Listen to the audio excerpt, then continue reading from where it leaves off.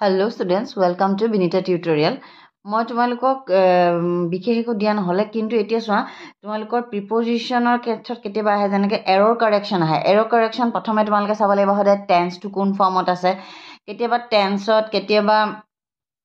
সাবজেক্টটো এনেকুৱা থাকে আৰু কেতিয়াবা তাৰমানে ভাৰ্বৰ চাব লাগে তোমালোকে হা যেনেকৈ ধৰা এই 100 rupees তাত এই 100 rupees বুলি কৈ দিয়া লগে যদিও এইটো 100 rupees আছে তেতিয়া তাৰমানে ধৰা ইজ বা সিঙ্গুলাৰ ফৰ্মত ইউজ কৰিব লাগে সেইখিনি হ'ল টেন্সৰ কথা এতিয়া মই টেন্সৰ কথা নকৈ মই তোমালোকক জাস্ট প্ৰিপজিশনৰ কথা ক'ব আহিছোঁ প্ৰিপজিশন চলে চোৱা ৱেইট আক্স লুক পে এপ্লাই এইকেইটাৰ লগত সদায় পে হ'ব ৱেইটৰ লগত আক্সৰ লগত লুকৰ লগত পে লগত এপ্লাই লগত ফৰ হ'ব ৱেইট ফৰ আক্স for look for pay for apply for দেখা পাইছা আকৌ চোৱা talk to speak to agree to go to listen to হা ইয়াত হলে টু হয় আকৌ smile at look at good at arrive at point at ইয়াত হলে এট হয় হা smile at look at good at arrive at point at দেখা পাইছা ঠিক তেনেকৈ recover from hide from suffer from save from make from দেখা পাইছা আকৌ এবাৰ ভালকৈ চাই লোৱা ৱেইট আক্স লুক পে এপ্লাই এইকেইটাৰ লগত সদায় ফৰ হয়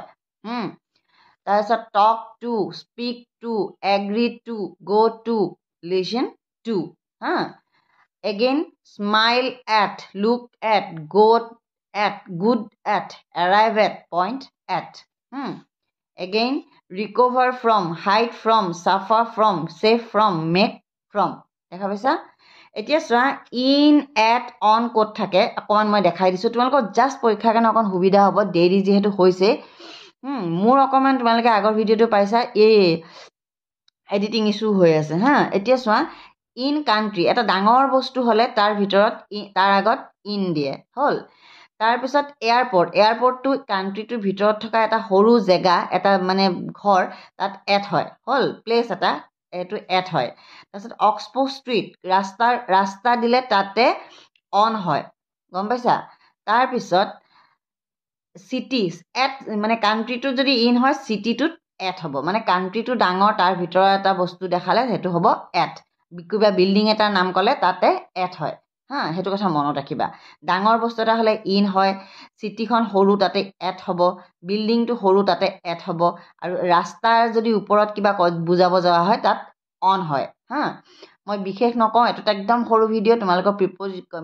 এৰৰ কাৰেকশ্যনত যদি প্ৰিপজিশ্যন আহে আশা কৰোঁ এইকেইটা বস্তুৱে তোমালোকক অকণমান হ'লেও সহায় কৰিব আজিলৈ আহোঁ ভালকৈ পৰীক্ষা দিবা আৰু পেনিক নহ'বা লাহে লিখিব প্ৰথমৰ পৰা এটা নিৰ্দিষ্ট স্পীডত লিখিবা মই সদায় এটা কথাই কওঁ প্ৰথমতে আনচিন পেৰেগ্ৰাফটো নকৰিবা প্ৰথমতে আনচিন পেৰেগ্ৰাফটো কৰাতকৈ তোমালোকে সদায় লিটাৰেচাৰ কুৱেশ্যন আনচাৰখিনি প্ৰথমতে কৰিবা তাৰপিছত ৰাইটিং স্কিলছ আৰু গ্ৰামাৰখিনি কৰিবা তেতিয়া তোমালোকৰ বহুতখিনি সুবিধা হ'ব আজিলৈ এৰিছোঁ বাই চেনেলটো ছাবস্ক্ৰাইব কৰিবলৈ নাপাহৰিবা